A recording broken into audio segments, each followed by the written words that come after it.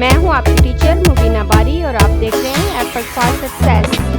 मज़ीद वीडियोस और अपडेट के लिए आप हमारी वेबसाइट विजिट कर सकते हैं। इसके अलावा आप हमें हमारे फेसबुक पेज पर भी फॉलो कर सकते हैं।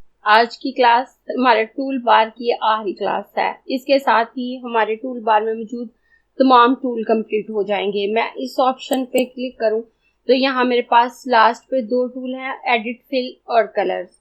आज की क्लास में हम इन दोनों को डिस्कस करेंगे। मैं यहाँ पर एक शेप ड्रॉ कर लेती हूँ और शेप ड्रॉ करने के बाद मैं इसमें कलर फिल कर लेती हूँ और कलर फिल करने के बाद मैं यहाँ से इन एरोज पे क्लिक करूंगी और यहाँ से एडिट फिल टूल पे क्लिक करूंगी। जब मैं इस पे क्लिक करूंगी तो मेरे पास इस तरह का पैनल आएगा। इस पैनल को हम पहले भी देख चुके हैं और इस पैनल में मौजूद तमाम ऑप्शन वही हैं जो इंटरेक्टिव फिल में मौजूद हैं, लेकिन यहाँ हम इन्हें कुछ ज्यादा डिटेल के साथ देखेंगे। जब हम इंटरेक्टिव फिल से कलर फिल करते हैं, कोई पैटर्न फिल करते हैं, तो हम उसे फिल कर सकते हैं और वो फिल हो जाता है। लेकिन जब हमने कोई कलर फिल किया है और जो पैटर्न फिल किया है, अगर हम उसमें कोई चेंजिंग करना चाहते हैं तो हमें एडिट फिल का ऑप्शन यूज करना पड़ता है। यह पैनल हमारे पास इंटरेक्टिव फिल में भी मौजूद है और यहाँ लास्ट पे भी मौजूद है। इसमें सबसे पहले नो फिल का ऑप्शन है, तो अगर हमने कोई फिलिंग की है और उसे खत्म करना चाहते हैं तो इस ऑप्शन से खत्म कर सकते हैं। और उसके बाद यूनिफॉर्म फिल का ऑप्शन है। इससे सिंगल सॉलिड कलर हमारे ऑब्जेक्ट में फिल होता है। अब यहाँ कलर हम इस तरह की विंडो के जरिए भी पिक कर सकते हैं। उसके अलावा कलर व्हील से भी हम कलर सिलेक्ट कर सकते हैं। हम यहाँ से इसे मूव करके किसी भी कलर की तरफ आ सकते हैं। जब हम कलर फिल सिलेक्ट करते हैं तो हमारे पास यहाँ दो कलर शो हो रहे हैं और यहाँ इसके डिफरेंट शेड शो हो रहे हैं। जब मैं कलर व्हील सिलेक्ट करती हूँ तो मेरे पास यहाँ पे जो ऑप्शन आता है, अगर मैं इस पे क्लिक करूँ तो यहाँ मेरे पास प्राइमरी कलर है। अगर मैं इस पे क्लिक करती हूँ, इस वक्त यहाँ पे आरजीबी सिलेक्ट है तो यहाँ आरजीबी के प्राइमरी कलर आ रहे हैं। उसके बाद कॉम्प्लीमेंट कलर है, अगर मैं इस पे क्लिक करूँ तो ये एक दूसरे के ऑपोजिट कलर आ रहे होते हैं और इससे हमें कलर कंट्रास्ट सिलेक्ट करने में हेल्प मिलती है। जब हम कलर सिलेक्ट करते हैं तो यहाँ से भी हम हेल्प ले सकते हैं कि किस कलर के कंट्रास्ट में कौन सा कलर आएगा। जैसे इस वक्त ये वाला सिलेक्ट है तो इसके कंट्रास्ट में ये पर्पल कलर हमारे पास यहाँ पे शो हो रहा है।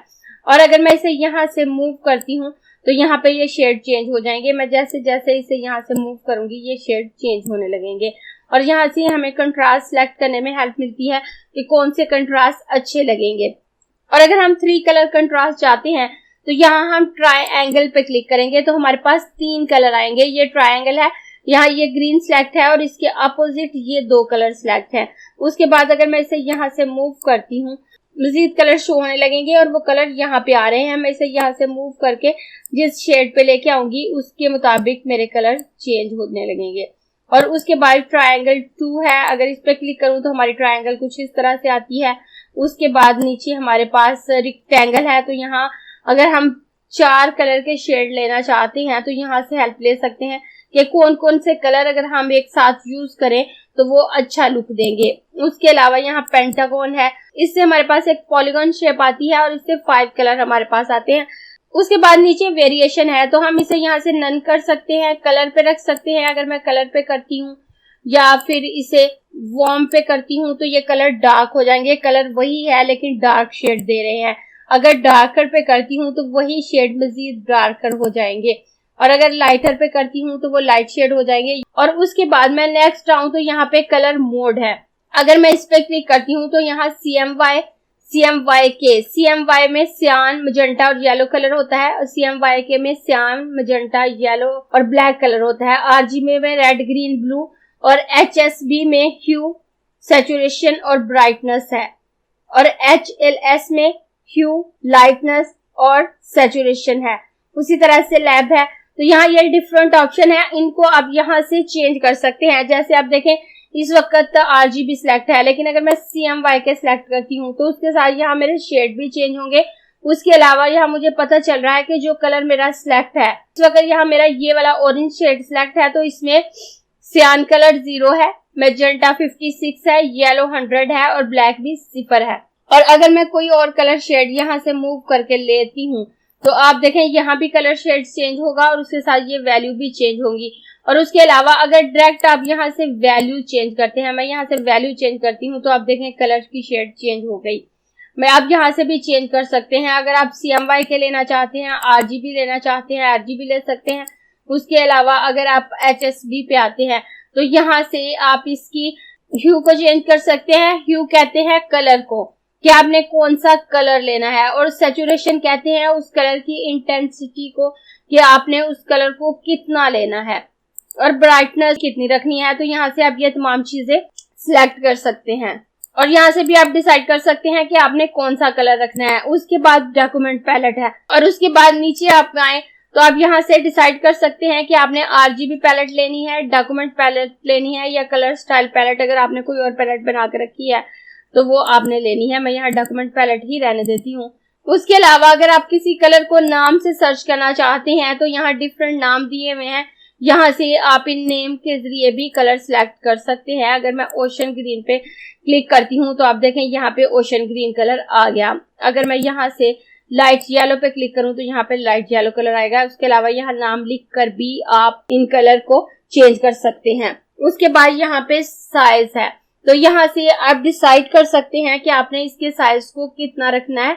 ये जो पैलेट आपके पास आ रही है उसके साइज को, अगर मैं इसको कम करती हूँ तो ये पैलेट कम होने लगेगी, अगर इसको ज्यादा करती हूँ तो ये ज्यादा हो जाएगी। उसके बाद फिल बाइंडिंग है और ओवर प्रिंट फिल है, तो इन दोनों पे आप चेक लगा दें। अगर आप इस पे चेक लगाते हैं तो जब आप अपने कलर का प्रिंट लेंगे, अपने काम का प्रिंट लेंगे, तो आपने ऊपर नीचे जितने भी कलर शेड सिलेक्ट किए होंगे वो तमाम आपके प्रिंटिंग में आएंगे। उसके बाद नेक्स्ट मेरे पास फाउंटेन फिल है।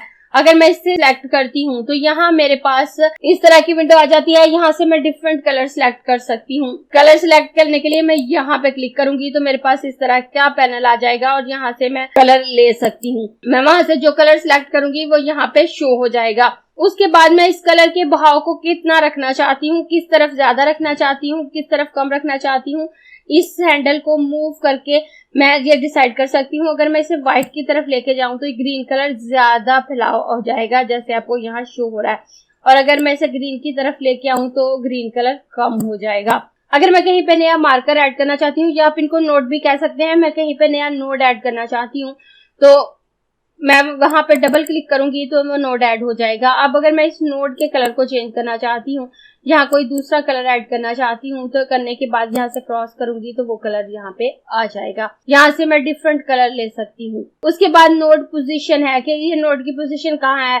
मैं इसे डायरेक्ट मूव करके भी इस नोड की पोजीशन चेंज कर सकती हूँ। मैं यहाँ से भी इस नोड की पोजीशन चेंज कर सकती हूँ। उसके अलावा मैं यहाँ से भी इस नोड की पोजीशन चेंज कर सकती हूँ। उसके बाद ब्लेंड डायरेक्शन है, तो मैं इसे लीनियर कलर ब्लेंडिंग रखना चाहती हूँ। क्लॉकवाइज अगर मैं इसको करती हूँ तो इसकी ब्लेंडिंग इस तरह से होगी, अगर काउंटर क्लॉकवाइज रखती हूँ तो इस तरह से होगी, और अगर लीनियर रखती हूँ तो ये बिल्कुल सीधी लाइनों में इसकी ब्लेंडिंग होगी। उसके बाद नेक्स्ट ऑप्शन ब्लेंड ट्रांजिशन है। मैं इस पैनल को थोड़ा सा साइड पे कर देती हूँ ताकि मेरा ऑब्जेक्ट नजर आए और हमें पता चल सके कि हम क्या कर रहे हैं। इससे पहले जब हम यूनिफॉर्म कलर पे बात कर रहे थे तो हम जो कलर सिलेक्ट कर रहे थे वो हमारे ऑब्जेक्ट में फील हो रहा होगा, लेकिन हमारा पैनल आगे आने की वजह से नजर नहीं आ रहा था, तो इसलिए अब मैं इस पैनल को थोड़ा सा साइड पे कर देती हूँ ताकि ये हमें नजर आ सके।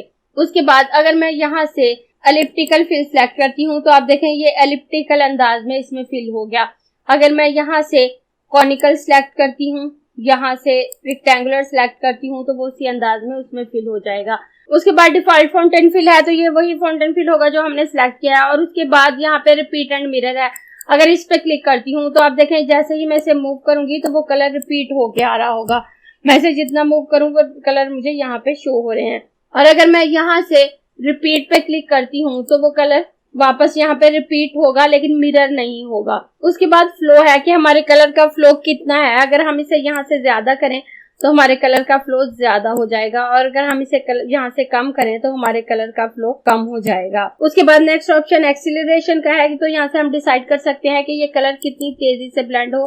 हम इसे यहाँ से ज्यादा करें तो वो ज्यादा तेजी से ब्लेंड होगा, कम करें तो इसकी ब्लेंडिंग बिल्कुल ना होने के बराबर हो जाएगी, और अगर हम इसे दरमियान में लेके आए तो ये नॉर्मल हो जाएगा। और उसके बाद नेक्स्ट ट्रांसफॉर्मेशन है, तो यहाँ से हम डिसाइड कर सकते हैं कि हमने अपने फिल की विड्थ को अपने ऑब्जेक्ट के साथ कैसे रखना है। यहाँ 100% है, अगर मैं इसे कम करती हूँ तो आप देखें हमारी फिल हमारे ऑब्जेक्ट के साथ मुकम्मल नहीं आ रही और हमारा ऑब्जेक्ट कुछ हिस्सा खाली आ रहा है। मैं इसे वापस 100% कर देती हूँ तो हमारा ऑब्जेक्ट कम्प्लीटली फिल हो जाएगा। यहाँ 100% ही रखें, इसे कम ना करें। उसके बाद नेक्स्ट ऑप्शन हमारे पास फिल हाइट का है। ऊपर हमारे पास फिल विथ है और नीचे हमारे पास फिल हाइट है। अगर हम फिल विथ को कम करते हैं तो हमारी विथ के हिसाब से हमारा ऑब्जेक्ट कंप्लीटली फिल नहीं होगा, और अगर हम फिल हाइट को कम करते हैं तो हाइट के हिसाब से हमारा ऑब्जेक्ट फिल नहीं होगा। लेकिन यहाँ पे ये लॉक है तो ये दोनों एक दूसरे के साथ ज्वाइन है। जैसे पहले हमने इस विथ को कम किया तो ये नीचे वाली विथ खुद बहुत कम हो जाएगी। जैसे आप देखें मैं दोबारा कम करूं तो आप देखें इसकी हाइट और विथ दोनों कम हो रही हैं क्योंकि यहाँ पे लॉक है। मैं इसे वापस 100% कर देती हूँ, और अगर हम इस लॉक को ओपन करके किसी एक पोर्शन को चेंज करना चाहें तो कर सकते हैं। और उसके बाद स्क्यू है। अगर हम यहाँ से अपने फिल के एंगल को चेंज कर सकते हैं।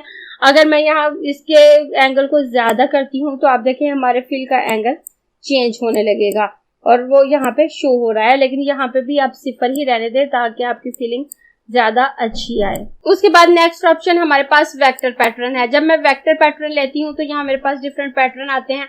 उसके अलावा मैं यहाँ क्लिक करके इनको सिलेक्ट कर सकती हूँ, लेकिन पैटर्न को कैसे सिलेक्ट करना है और कैसे यूज करना है वो हम इंटरेक्टिव फिल वाली क्लास में अच्छे से देख चुके हैं। यहाँ हम वो ऑप्शन देख रहे हैं जो हमने इंटरेक्टिव फिल में नहीं देखे। उसके बाद यहाँ से ट्रांसपोर्टेशन का ऑप्शन ही है, तो यहाँ पे कॉलम और रो ऑफसेट है। तो अगर हम इसको चेंज करते हैं तो ये ऑफसेट चेंज होने लगेगा। जब हम इंटरेक्टिव फिल ले रहे थे तो उसके अगर हम विड्थ या हाइट को कम ज्यादा कर रहे थे तो उसके फिल होने में प्रॉब्लम आ रही थी। अगर हमने उसकी हाइट कम की तो उसके ऑब्जेक्ट में खाली जगह बच गई थी। लेकिन यहाँ जो हमने पैटर्न फिल किया है उसका साइज कम ज्यादा होगा अगर हम यहाँ से इसकी हाइट या कम या ज्यादा करते हैं। अगर मैं इसको ज्यादा करती हूँ तो आप देखिए हमारा पैटर्न हमें ज्यादा बड़ा होके नजर आएगा, और अगर इसको मैं कम करती हूँ तो हमारा पैटर्न छोटा होके हमें नजर आएगा। और उसके बाद स्क्यू के ऑप्शन से हम इसको किसी भी एंगल पे रोटेट कर सकते हैं। उसके बाद बिट मैप पैटर्न है, तो यहाँ से हमारे पास तमाम ऑप्शन वही हैं जो हम पहले देख चुके हैं। यहाँ से हम इसकी एज मैचेस, ब्राइटनेस, लुमिनस और कलर वगैरह सेट कर सकते हैं। बिट मैप पैटर्न के बाद टू कलर पैटर्न है, उसके बाद हमारे पास टेक्सचर फिल है, और उसके बाद हमारे पास पोस्टस्क्रिप्ट फिल है। तो यहाँ से भी हम डिफरेंट ऑप्शन सिलेक्ट कर सकते हैं, और जैसे जैसे हम सिलेक्ट करेंगे हमारे ऑब्जेक्ट में अप्लाई हो जाएगा। जब हम इंटरेक्टिव फिल यूज कर रहे थे और प्रॉपर्टी बार में पोस्टस्क्रिप्ट के ऑप्शन को हमने सिलेक्ट किया था तो ये तमाम लिस्ट हमारी ऊपर की तरफ जा रही थी और हमें कंप्लीट नजर नहीं आ रही थी और मूव करने में प्रॉब्लम भी आ रही थी।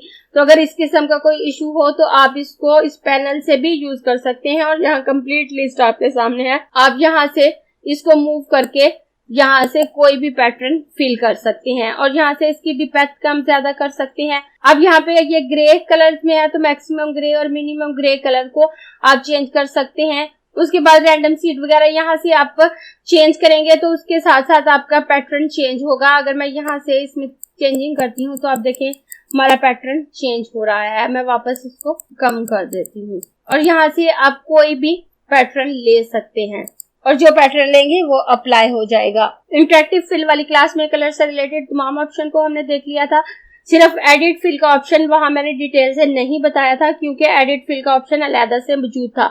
तो जो ऑप्शन पैटर्न या कलर को एडिट करने के हवाले से रह गए थे वो मैंने यहाँ पे आपको बता दी हैं। फिल से रिलेटेड तमाम ऑप्शन इंटरेक्टिव फिल में बता दिए थे, और उनको फिल करने के बाद या पैटर्न फिल करने के बाद उसको एडिट करने के हवाले से जो ऑप्शन है वो इस एडिट फिल वाली क्लास में मैंने आपको बता दिए हैं।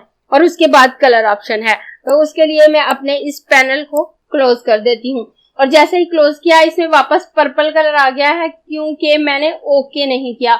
मैं दोबारा अगर ये पैनल लेती और यहाँ से पोस्टस्क्रिप्ट पे आती हूँ और यहाँ से ओके कर देती हूँ तो अब जब मैं पैनल क्लोज करूंगी तो ये कलर अप्लाई हो जाएगा। जस्ट कलर या पैटर्न सिलेक्ट करने से आपको प्रीव्यू तो नजर आएगा, लेकिन वो उसमें फिल नहीं होगा जब तक आप उसको ओके नहीं कर देते। फिल करने के लिए आपको पहले उसको ओके करना होगा, और उसके बाद नेक्स्ट ऑप्शन हमारे पास कलर का है। तो अगर मैं इस पर क्लिक करती हूँ तो यहाँ हमारे पास इस तरह का पैनल आता है, और इसमें कुछ भी नया नहीं है। तमाम ऑप्शन वही हैं जो हमने इंटरेक्टिव फिल में भी देखे हैं। उसके अलावा एडिट फिल में सबसे पहले जब हमारे पास यूनिफॉर्म फिल आया था तो हमारे पास इसी किस्म का पैनल आया था। यहाँ से हम आई ड्रॉपर लेकर कलर चेंज कर सकते हैं। अगर हमने इसको कलर स्लाइडर की सूरत में लेकर कलर डिसाइड करना है तो कर सकते हैं। उसके अलावा कलर विंडो से कलर ले सकते हैं, और उसके अलावा अगर हमने कलर पैलेट से कोई कलर ऐड करना है तो कर सकते हैं। और अगर मैं यहाँ से ये वाला कलर डिसाइड करती हूँ तो जो यहाँ पे शो हो जाएगा, मैं स्लाइडर को मूव करके भी इसका शेड सिलेक्ट कर सकती हूँ। और उसके बाद मैं यहाँ से डिसाइड कर सकती हूँ कि मैंने इसे फिल में कलर करना है या आउटलाइन में। और अगर फिल सिलेक्ट करूंगी तो देखिए फिल में कलर आ गया। और उसके बाद अगर मैं आउटलाइन में करना चाहती हूँ तो मैं आउटलाइन में कलर सिलेक्ट कर सकती हूँ। अगर मैं ये वाला येलो कलर सिलेक्ट करूँ तो यहाँ येलो स्लाइडर आ जाएगा, और अगर मैं फिल में येलो कलर करना चाहती हूँ तो येलो आ जाएगा। यहाँ से भी मैं कोई भी कलर सिलेक्ट कर सकती हूँ, और मैं इस ऑप्शन को भी क्लोज कर देती हूँ। और आज की इस क्लास के साथ ही हमारी टूल बार में मौजूद वन टूल कंप्लीट हो गए हैं, और इसके बाद अगली क्लास से हम मेन्यूज शुरू करेंगे। जिस तरह से कंप्लीट डिटेल के साथ हमने टूल को सीखा, उतनी ही डिटेल के साथ मैं कोशिश करूंगी कि आपको तमाम मेन्यूज सिखाऊं, ताकि आप कोरलड्रा को अच्छे से सीख सकें और एक अच्छे ग्राफिक डिजाइनर बन सकें। अगर आपको ये क्लास पसंद आई है तो लाइक कीजिए, अपने दोस्तों के साथ शेयर भी कीजिए ताकि वो भी सीख सकें। आप अपने क्वेश्चंस और व्यूज नीचे कमेंट बॉक्स में लिख सकते हैं, और अगर आपने चैनल सब्सक्राइब नहीं किया तो प्लीज सब्सक्राइब कीजिए ताकि आपको आने वाली वीडियोस का नोटिफिकेशन फौरन से मिल सके।